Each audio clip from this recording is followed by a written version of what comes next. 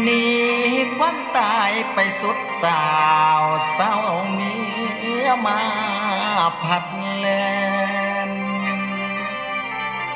หัวจับแขนดอกไอลาทางมาแลนบ่ถอยนาคเกี่ยวไปดอกอ้อยจอย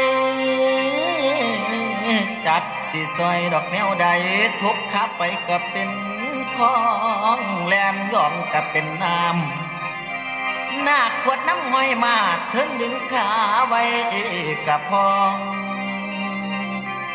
จนเป็นของโอ้ยหอมห่วยทั้งมาพาขี้ตมผู้ฟังเอ้ยถึงพองแลนพองลมค้านเข็ดเด็ดเห่าอยากจะเศร้าเด้อสามให้แลนซ้ำโอ้ยน้ำใจกาให้น้องแหวนดอกมาแล้วมาเบิดแปวเป็นดินแกน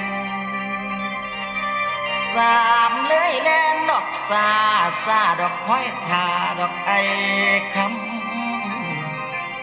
บทท่านหอดบานจำบักสามเมื่อยหัวขมำเสถลำตำต่อผัดเราข้อหักซ้ำผาแดงตกลงทางยุตินดอยมอยละแมงเอ็นว่าผู้ผาแดงมาเบิดแท่งนออยู่หันถ้าฟังบันบอนสิไป